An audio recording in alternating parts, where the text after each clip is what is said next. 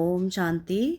आज 3 अप्रैल 2025 के साकार मधुर महावाक्य हैं। मीठे बच्चे, तुम्हारा यह नया झाड़ बहुत मीठा है। इस मीठे झाड़ को ही कीड़े लगते हैं। कीड़ों को समाप्त करने की दवाई है मनमना भाव। प्रश्न है आज की मुरली का कि पास विद ऑनर होने वाले स्टूडेंट की निशानी क्या होगी। क्या है प्रश्न आज का कि पास विद ऑनर होने वाले स्टूडेंट की निशानी क्या होगी। उत्तर है इसका, वह सिर्फ एक सब्जेक्ट में नहीं लेकिन सभी सब्जेक्ट पर पूरा पूरा ध्यान देंगे। स्थूल सर्विस की भी सब्जेक्ट अच्छी है, बहुतों को सुख मिलता है, इससे भी मार्क्स जमा होती है, लेकिन साथ साथ ज्ञान भी चाहिए तो चलना भी चाहिए, ज्ञान भी चाहिए तो चलन भी चाहिए। दैवीय गुणों पर पूरा अटेंशन हो, ज्ञान योग पूरा हो, तब पास विद ऑनर हो सकेंगे। गीत है आज की मुरली का कि ना वह हमसे जुदा होंगे। ओम शांति। बच्चों ने क्या सुना? बच्चों की किससे दिल लगी हुई है? गाइड से। गाइड क्या क्या दिखलाते हैं? स्वर्ग में जाने का गेट दिखलाते हैं। बच्चों को नाम भी दिया है गेट वे टू हेवन। स्वर्ग का फाटक कब खुलता है? अभी तो हेल है ना। हेवन का फाटक कौन खोलते हैं और कब? यह तुम बच्चे ही जानते हो। तुमको सदैव खुशी रहती है। हेवन में जाने के लिए रास्ता तुम जानते हो। मेले प्रदर्शनी द्वारा तुम यह दिखलाते हो कि मनुष्य स्वर्ग के द्वार कैसे जा सकते हैं। चित्र तो तुमने बहुत बनाए हैं। बाबा पूछते हैं, इन सब चित्रों में कौन सा ऐसा चित्र है जिससे हम किसको भी समझा सकें कि यह है स्वर्ग में जाने का गेट। गोले यानी सृष्टि चक्र के चित्र में स्वर्ग जाने का गेट सिद्ध होता है। यही राइट है। ऊपर से उस तरफ है नर्क का गेट, उस तरफ है स्वर्ग का गेट। बिल्कुल क्लियर है। यहाँ से सब आत्माएं भागती हैं शांति धाम, फिर आती हैं स्वर्ग में। यह गेट है। सारे चक्र को भी गेट नहीं कहेंगे। ऊपर में जहाँ संगम दिखाया है वह है पूरा गेट, जिससे आत्माएं निकल जाती हैं, फिर नई दुनिया में आती हैं। बाकी सब शांति धाम में रहती हैं। कांटा दिखाता है कि यह नर्क है, वह स्वर्ग है। सबसे अच्छा फर्स्ट क्लास समझाने का यह चित्र है। बिल्कुल क्लियर है। Gateway to heaven. यह बुद्धि से समझने की बात है ना। अनेक धर्मों का विनाश और एक धर्म की स्थापना हो रही है। तुम जानते हो हम सुखधाम में जाएंगे, बाकी सब शांति धाम में चले जाएंगे। गेट तो बड़ा क्लियर है। यह गोला ही मुख्य चित्र है। इसमें नरक का द्वार, स्वर्ग का द्वार बिल्कुल क्लियर है। स्वर्ग के द्वार में जो कल्प गाए गए थे वही जाएंगे, कल पहले गए थे वही जाएंगे। बाकी सब शांति द्वार चले जाएंगे। नरक का द्वार बंद हो, शांति और सुख का द्वार खुलता है। सबसे फर्स्ट क्लास चित्र यह है। बाबा हमेशा कहते हैं त्रिमूर्ति, दो गोले और यह चक्र फर्स्ट क्लास चित्र है। जो भी कोई आए उनको पहले इस चित्र पर दिखाओ कि स्वर्ग में जाने का यह गेट है, यह नर्क और यह स्वर्ग। नर्क का अभी विनाश होता है, मुक्ति का गेट खुलता है। इस समय हम स्वर्ग में जाएंगे, बाकी सब शांति धाम में जाएंगे। कितना सहज है। स्वर्ग द्वार सभी तो नहीं जाएंगे, वहाँ तो इन देवी देवताओं का ही राज्य था। तुम्हारी बुद्धि में है स्वर्ग द्वार चलने के लिए। अभी हम लायक बने हैं।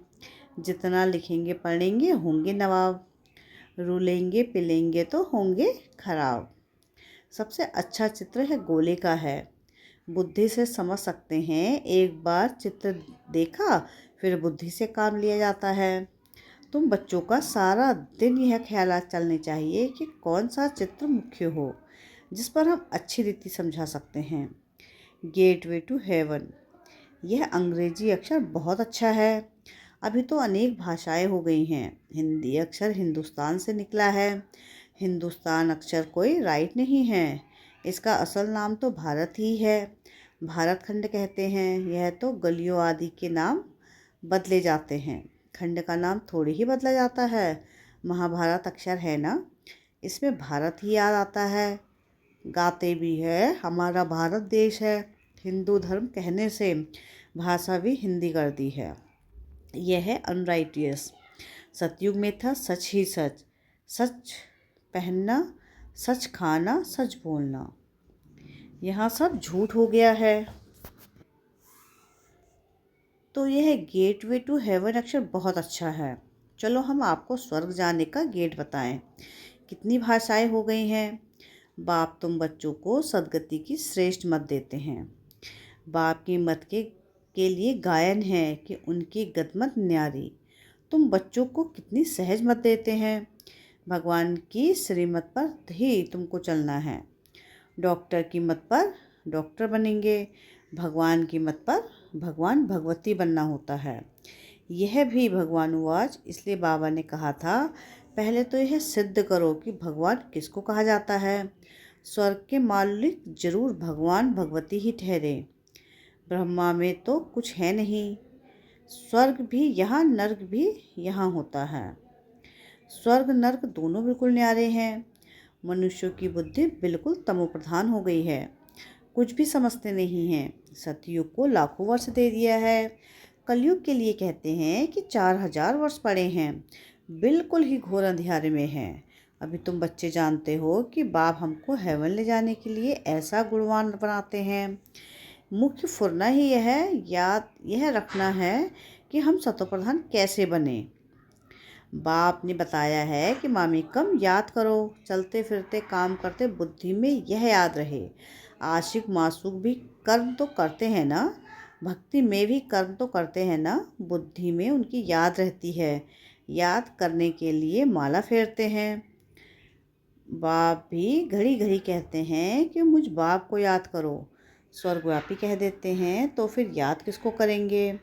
बाप समझाते हैं तुम कितने नास्तिक बन गए हो, बाप को भी नहीं जानते हो, कहते भी हो ओ गॉड फादर, परंतु वह है कौन, यह जरा भी पता नहीं है। आत्मा कहती है ओ गॉड फादर, परंतु आत्मा क्या है, आत्मा अलग है, उनको कहते हैं परमात्मा, अर्थात सुप्रीम ऊंचते ऊंच सुप्रीम सोल परमात्मा।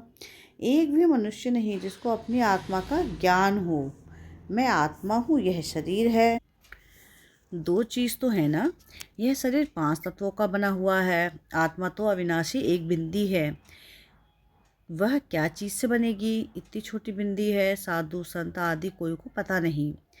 इसने तो बहुत गुरु किए हैं, परंतु कोई ने यह नहीं सुनाया कि आत्मा क्या है, परमपिता परमात्मा क्या है। ऐसे नहीं सिर्फ परमात्मा को नहीं जानते, आत्मा को भी नहीं जानते। आत्मा को जान जाए तो परमात्मा को फट से जान जाए। बच्चा बच्चा अपने को जाने और बाप को ना जाने तो चल कैसे सकते। तुम तो अभी जानते हो कि आत्मा क्या है, कहाँ रहती है। डॉक्टर लोग भी इतना समझते हैं।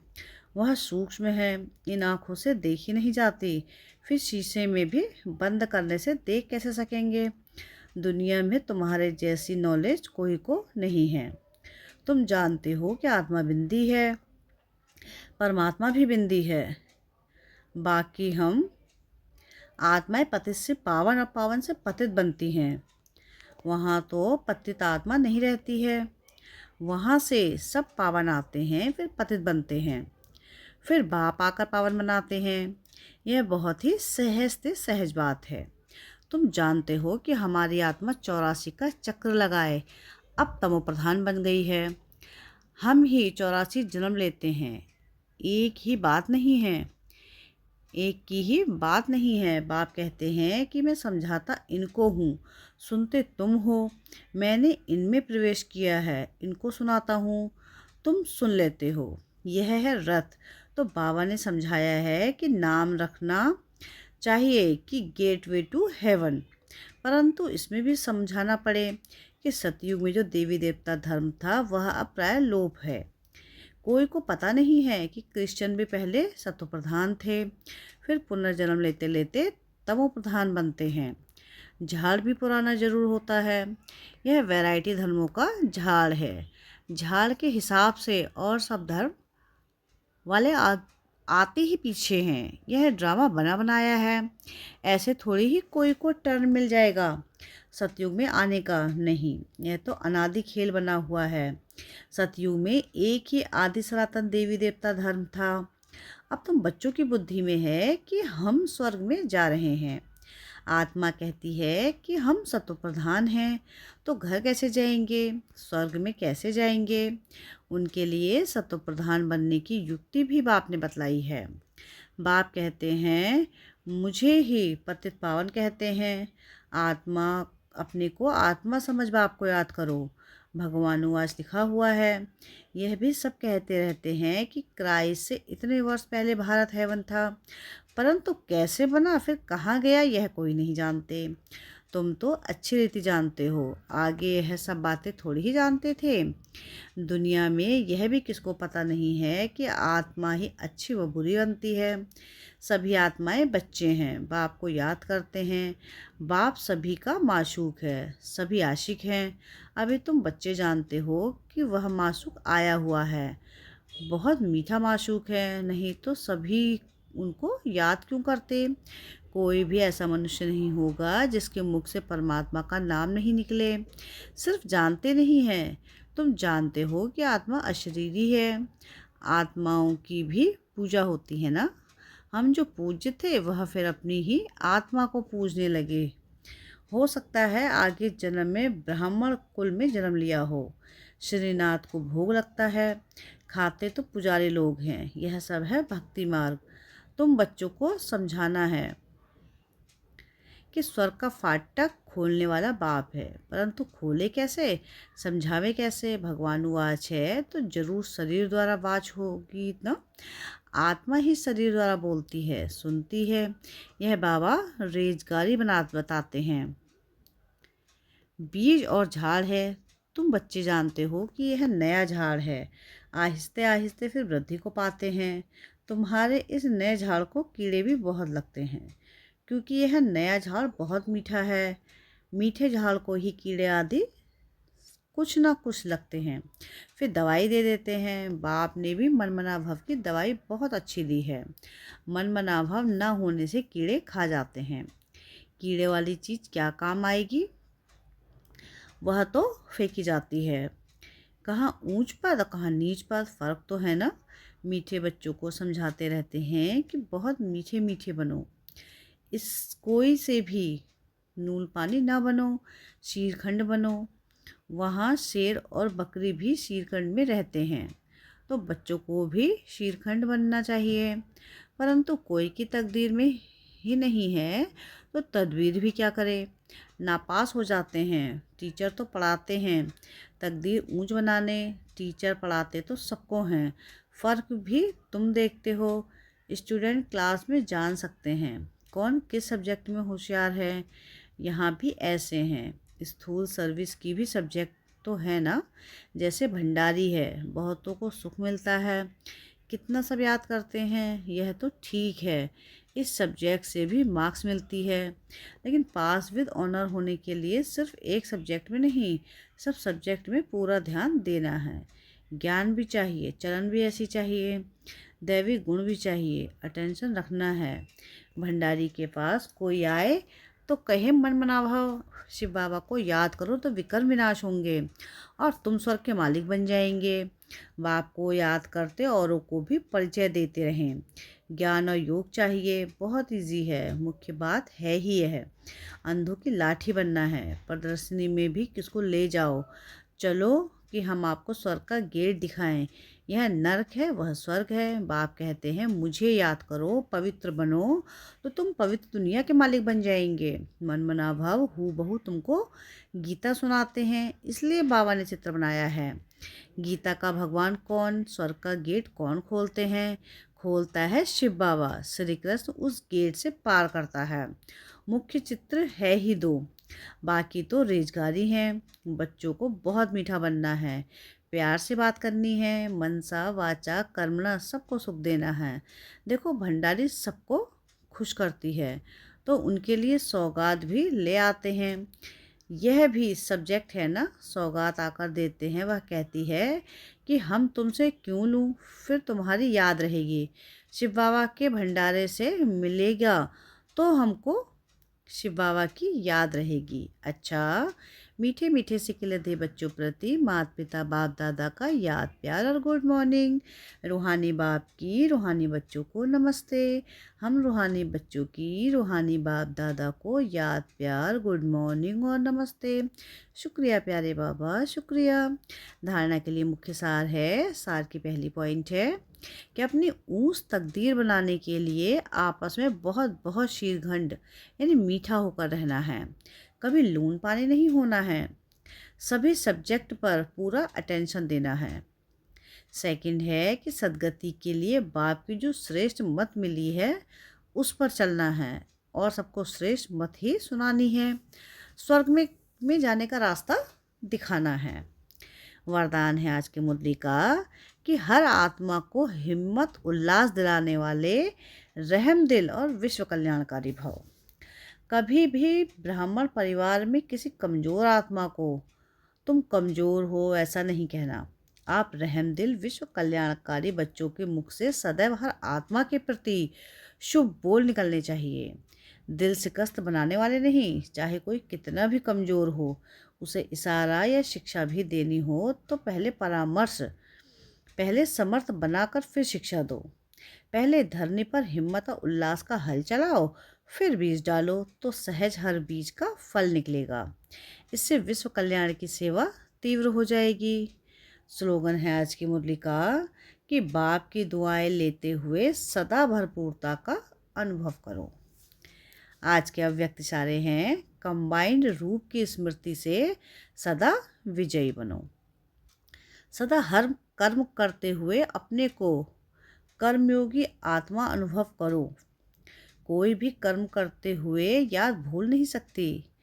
कर्म और योग दोनों कंबाइंड हो जाएं, जैसे कोई जुड़ी हुई चीज को अलग नहीं कर सकता, ऐसे कर्मयोगी बनो।